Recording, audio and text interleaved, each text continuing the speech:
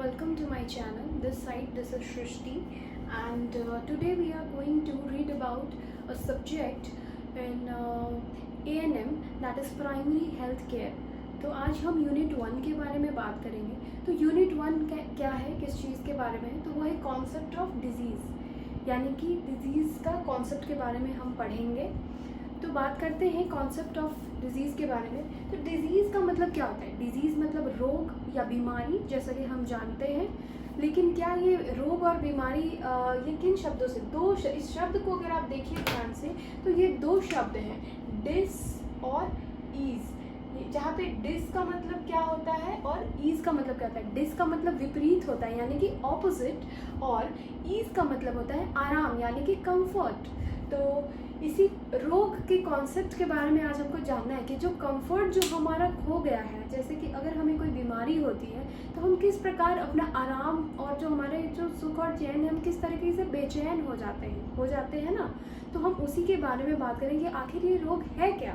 तो अगर हम परिभाषा की बात करें तो वेबस्टर ने कहा था कि ये एक ऐसी अवस्था है जिसमें मनुष्य के स्वास्थ्य की ऐसी अवस्था है जिसमें मनुष्य के शरीर में जैविक चिन्ह अपनी सामान्य अवस्था से कार्य नहीं करते और मनुष्य के कार्य की क्षमता भी घट जाती है.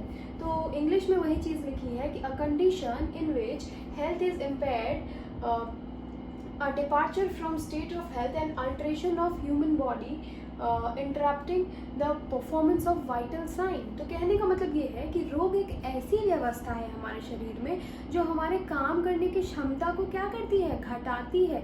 यानी कि अगर हम इतना काम कर सकते हैं, अगर हमको कोई रोग हो जाए तो हम इतना नहीं, हमारा परफॉर्मेंस कहीं ना कहीं घटेगा, हम कम काम कर पाएंगे. और ये भी कह रही है कि हमारे शरीर में जो है जैविक चिन्ह होते हैं, यानी कि वाइटल साइन होती है, जो कि क्या हो जाती है, बहुत अल्टर हो जाती है. कोई भी नॉर्मल अगर ह्यूमन बॉडी है जिसमें कि वाइटल साइन क्या होता है, BPRT, इसको हम क्या कहते हैं, वाइटल साइन कहते हैं. B यानी कि blood pressure, P for pulse, R for respiration और T फॉर टेम्परेचर. अगर हम टेम्परेचर की बात करें तो 98.6 डिग्री फ़ारेनहाइट होता है नॉर्मल टेम्परेचर.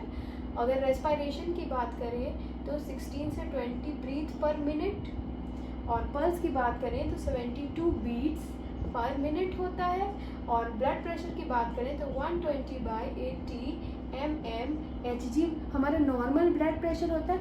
यानी कि अगर हमें रोग होगा तो ये जो हमारा नॉर्मल वाइटल साइन जो कि नॉर्मल एक व्यक्ति में होता है, इसका मतलब है ये नहीं होगा, इससे या तो कम होगा या ज़्यादा होगा, यानी इसमें कुछ चेंजेस होंगे, तभी तो हमें रोग है, तभी तो हम रोग की अवस्था में हैं. तो वही कह रहा है, कहने का मतलब ये है कि ये मनुष्य के शरीर में रोग एक ऐसी अवस्था है जो कि हमारे कार्य करने की क्षमता को घटा देती है. कैसे घटा देती है? क्योंकि जो हमारे शरीर के जो नॉर्मल जो फंक्शन होने चाहिए, जितना ब्लड प्रेशर, पल्स, रेस्पिरेशन और टेम्परेचर होना चाहिए, वो नहीं होके कुछ कहीं ना कहीं वो अलग हो जाते हैं, जिस वजह से क्या होता है, रोग हमें हो जाता है. तो यही थी डिजीज़ की परिभाषा. तो आगे हम देखते हैं कि डिजीज़ कितने प्रकार. तो हमने जाना डिजीज़ के बारे में. अब हम बात करेंगे कितने प्रकार के डिजीज़ हैं, यानी कि रोग के कितने प्रकार हैं. तो टाइप्स 4 कैटेगरी में ये बांटे गए हैं. पहला है तीव्रता के आधार पे. कहने का मतलब है कि कितनी इंटेंसिटी के साथ कोई रोग हो सकता है. तो वो 2 टाइप के हैं, एक है एक्यूट और एक है क्रॉनिक. एक्यूट मतलब क्या होता है, कोई चीज़ अगर बहुत जल्दी हो जाता है, जैसे कि सर्दी खांसी तुरंत होता है, तुरंत ठीक होता है. क्रॉनिक यानी कि कोई बहुत गंभीर बीमारी, यानी कि हमें लेट पता चलता है कि हमें ये बीमारी है, पर फिर वो लंबे समय तक चलता है, जैसे कि TB. तो इसमें हम कह सकते हैं इसका ऑनसेट बहुत सडन होता है और इसका बहुत धीरे धीरे ये बीमारी आती है पर लंबे समय तक रहती है. और ये कम समय के लिए होती है, ये ज़्यादा समय के लिए होती है. और इसमें हमने देखा कॉमन कोल्ड, जैसे कि सर्दी खांसी, इसमें जैसे कि TB बोल सकते हैं, ट्यूबरकुलोसिस. और इसका एक्यूट का कोई हमारे शरीर पे कोई उसका परमानेंट इफेक्ट नहीं होता है और ठीक भी हो जाता है. बट अगर हमें कोई क्रॉनिक बीमारी होती है, उसका कुछ ना कुछ असर हमारे शरीर पे हमें देखने को मिलता है, जैसे कि हमारे शरीर कमज़ोर हो जाना या कोई और तरीके के कॉम्प्लिकेशंस हमें देखने को मिलेंगे एक्यूट और क्रॉनिक. क्रॉनिक में, एक्यूट में ऐसा कुछ भी नहीं होता है. अब अगर हम लोग दूसरी क्लासिफिकेशन की बात करें तो वो होता है गंभीरता, यानी कि सीवियरिटी के हिसाब से कि कितना सीरियस बीमारी है. तो वो 3 कैटेगरी में है, माइल्ड, मॉडरेट और सीवियर। माइल्ड जो होता है वो कम घातक होता है, यानी कि लेस फेटल, यानी कि उसमें डेथ के चांसेस तो बिल्कुल भी नहीं होते। और मॉडरेट है यानी कि वो थोड़ा गंभीर हो सकता है, थोड़ा घातक हो सकता है, लिटिल फेटल हो सकता है। अगर सीवियर की बात करें तो वो बहुत ही ज़्यादा फेटल हो सकता है, वेरी फेटल हो सकता है, यानी अधिक घातक हो सकता है। अगर हम संक्रमण के आधार पे बात करें तो यानी कि संक्रमण मतलब क्या, इन्फेक्शन की किस टाइप के इन्फेक्शन के हिसाब से हो, तो उसमें दो प्रकार होते हैं, एक होते हैं इन्फेक्शियस और एक नॉन इन्फेक्शियस। इन्फेक्शियस मतलब कि जो एक व्यक्ति से दूसरे व्यक्ति में फैलता है, यानी कि संक्रमित हम, अगर मुझे कोई बीमारी अगर मैं दूसरे को संक्रमित कर पा रही हूँ यानी कि मुझे इन्फेक्शियस डिजीज़ है। और अगर मैं किसी को छूकर संक्रमित नहीं कर पा रही हूँ, इसका मतलब है नॉन इन्फेक्शियस डिजीज़ है। तो यानी जो नॉन इन्फेक्शियस होते हैं वो छूने से नहीं फैलते। इन्फेक्शियस जैसे कि सर्दी खांसी, आपने छींका और आप किसी को छू दोगे तो उसको भी सर्दी हो जाएगी, यानी कि वो क्या है, इन्फेक्शियस डिजीज़ है। या टीबी, अगर नॉन इन्फेक्शियस की बात करें, जैसे कि किसी को अपेंडिक्स होना, अपेंडिसाइटिस होना, तो वो किसी के छूने से नहीं फैलने वाली, तो वो एक नॉन इन्फेक्शियस डिजीज़ है। या फिर कैंसर किसी के छूने से नहीं फैलने वाली। तो ये है संक्रमण के आधार पे। लास्ट हम बात करेंगे कारक के आधार पे, यानी कि फैक्टर्स के आधार पे। तो उसमें होता है हेरिडिटरी डिजीज़, यानी कि हेरिडिटी मतलब वो होता है कि जो हमारे जन्मजात यानी कि हमें हमारे पूर्वजों से मिला है। यानी कि अगर डायबिटीज़ मेरे दादा दादी या मम्मी पापा को था तो हो सकता है कि वो मुझे भी हो, जैसे हेमोफीलिया, कलर ब्लाइंडनेस, ये सारी बीमारी कैसी होती है, हेरिडिटरी होती है। अगर हम फिजियोलॉजिकल डिजीज़ की बात करें, यानी कि हमें क्या, उसमें क्या होता है कि शरीर के आधार पे हमें कोई ना कोई बीमारी होती है।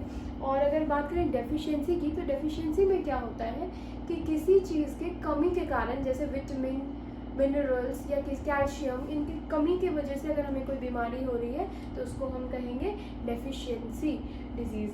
जैसे कि विटामिन ए के कमी से आपको क्या होगा, नाइट ब्लाइंडनेस होगा, विटामिन बी के कमी से बेरी बेरी होगा, विटामिन सी के कमी से कोई आपको स्किन प्रॉब्लम्स या कुछ भी स्कर्वी होगा, या फिर विटामिन डी के कमी से क्या होगा। तो वो चीज़ों के बारे में हम बात करेंगे, अगर किसी चीज़ की डेफिशिएंसी होगी तो उससे आपको क्या बीमारी होगी। कैल्शियम के कमी से हमारे बोन्स कमज़ोर पड़ जाएंगे, तो हम उसकी बात कर रहे हैं डेफिशिएंसी में। तो ये थे हमारे डिजीज़ के टाइप्स। क्लासिफिकेशन ऑफ डिजीज़ के बाद हम देखेंगे कॉज ऑफ डिजीज़ की, जो रोग है वो जो हो रहे हैं उसके क्या कारण हैं। हालांकि हम सभी जानते हैं कि रोग होने के कारण क्या है, छोटे छोटे सूक्ष्म जीव यानी कि माइक्रोब्स या फिर जर्म्स। तो सबसे पहले थियोरी आई थी सुपरनैचुरल थियोरी। सुपरनैचुरल थियोरी में क्या कहना था, उसमें उस टाइम ये कहना था कि जो डिज़ीज़ हमें हो रहा है वो हमारी बुरे कर्मों का नतीजा है, या तो एक सुपरस्टिशन थ्योरी था काइंड ऑफ, कि उनका मानना यह था कि हम जो बुरे काम करते हैं उसी के वजह से हमें उसी की सज़ा है कि हमें बीमारी हुई है। हालांकि इस थ्योरी को बहुत ज़्यादा नकारा गया बाद में। और फिर बाद में जर्म थ्योरी आई 20th सेंचुरी में, लुइस पैस्चर ने दी। उनका कहना था कि हमारे जो शरीर में छोटे छोटे सूक्ष्म जीव प्रवेश कर जाते हैं, जो जर्म्स हैं वही हमारे शरीर में प्रवेश करके क्या कर रहे हैं, रोग को पैदा कर रहे हैं, वही है जर्म थ्योरी।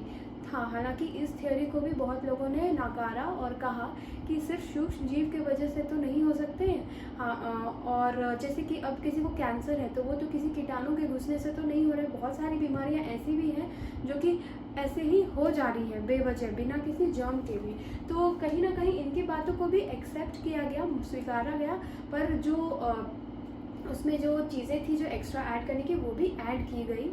और फिर आता है हमारा नेक्स्ट एपिडेमायोलॉजिकल ट्रेड थ्योरी। तो एपिडेमायोलॉजिकल ट्रेड थ्योरी क्या है, उसमें कहना था कि ये 3 चीज़ों के आधार पे ये होते हैं, जो रोग होते हैं वो 3 चीज़ों के आधार पे होते हैं, वो है एजेंट, होस्ट और एनवायरनमेंट। तो जब एजेंट की हम बात करें, एजेंट यानी कि कारक, यानी कि जिसकी वजह से हो रहा है। अब जैसे कि वो एजेंट कोई भी हो सकता है, जैसे कि बायोलॉजिकल एजेंट, चाहे वो जर्म हो, बैक्टीरिया हो, फंगस हो। अब जैसे टीबी हो रहा है हमें, तो टीबी किससे हो रहा है, माइकोबैक्टीरियम ट्यूबरकुलाई से हो रहा है। अगर हमें मलेरिया हो रहा है तो वो किससे हो रहा है, प्लाज्मोडियम से हो रहा है, प्लाज्मोडियम मच्छर से। तो वो बायोलॉजिकल एजेंट कौन है, वो मच्छर है। अगर मैकेनिकल एजेंट की बात करें तो हो सकता है कि कोई मशीन हो जिसकी वजह से हमारे शरीर में क्या हो रही है, इंजरी हो रही है, तो मशीन ही क्या है, कारक है हमारे बीमारी का। अगर केमिकल एजेंट की बात करें तो ऐसे बहुत सारे केमिकल एजेंट्स होते हैं जिसकी वजह से अगर हमारे शरीर पे वो वो केमिकल्स बढ़ गए तो हम क्या हो सकते हैं, बीमार हो सकते हैं, हमें स्किन कैंसर हो सकता है। फ़िज़िकल एजेंट की बात करें तो कहीं ना कहीं ऐसे कुछ फ़िज़िकल एजेंट्स होते हैं जिसकी वजह से क्या होता है, हमें रोग हो रहा है तो उसको हम क्या कहेंगे, कारक मानेंगे। न्यूट्रिशनल एजेंट की बात करें तो न्यूट्रिशनल फैक्टर क्या है, अगर किसी विटामिन या किसी मिनरल की कमी से अगर हमें कोई डिजीज़ हो रही है तो कारक क्या है, वो विटामिन की कमी, तो उसके वजह से हो रहा है तो उसको भी हम एजेंट मानेंगे। सोशल की अगर हम बात करें तो कहीं ना कहीं सोसाइटी में बहुत सारी ऐसी चीज़ें हैं जैसे कि चरस, गांजा, अफीम, जो कि लोग बहुत इन चीज़ों को भी कंज्यूम कर रहे हैं, तो कहीं ना कहीं वो भी तो एक फैक्टर है डिजीज़ के होने का। फिर हम बात करते हैं होस्ट की, तो होस्ट क्या होता है, यानी कि जिसके शरीर में जो माइक्रो ऑर्गेनिज्म अगर मेरे शरीर में अगर एंटर किया तो मैं ही तो उसकी होस्ट हूँ, अगर मेरे शरीर में है। तो होस्ट का मतलब क्या होता है कि जिसका कि अगर इम्यूनिटी लेवल अगर कम है तो वो होस्ट हो गए, उनको बहुत जल्दी कोई डिजीज़ अफेक्ट करेगी। बायोलॉजिकल फैक्टर्स भी हो सकते हैं जैसे कि कोई भी माइक्रोब्स है या वायरस है वो जाके उसके बॉडी में मल्टीप्लाई करेंगे, तो ये एक बायोलॉजिकल फैक्टर है होस्ट के लिए। फिर सोशो इकोनॉमिक फैक्टर देखेंगे कि वो कितना पढ़ा लिखा, कितना एजुकेटेड है, या उसकी लाइफस्टाइल कैसी है कि वो उस चीज़ को प्रिवेंट कर सकता है कि नहीं। अगर नहीं होगी तो कहीं ना कहीं वो ज़्यादा ससेप्टेबल होगा डिज़ीज़ के लिए, उसको ज़्यादा चांसेस हैं डिज़ीज़ होने के। फिर अगर एनवायरनमेंट की बात करते हैं तो बायोलॉजिकल, फिज़िकल और सोशल एनवायरनमेंट, ऐसा अगर एनवायरनमेंट अगर मिलेगा, लाइक बैक्टीरिया को ग्रो करने के लिए बायोलॉजिकल एनवायरनमेंट चाहिए, तो वैसा एनवायरनमेंट मिलेगा तो बैक्टीरिया ग्रो करेगा और डिजीज़ होगा। फिज़िकल और सोशल एनवायरनमेंट भी वही है कि जिस सोसाइटी में हम रह रहे हैं, कैसा हमारे आसपास का सराउंडिंग है। अगर हम बहुत ज़्यादा क्राउडेड एरिया में रह रहे हैं तो कहीं ना कहीं हमें क्या होगी, बीमारी होगी। तो ये हमारा एनवायरमेंटल फैक्टर है जिसकी वजह से क्या है, डिजीज़ होते हैं। तो this was all about concept of disease from the first chapter. If you have any problem you can comment down and ask me. Thank you.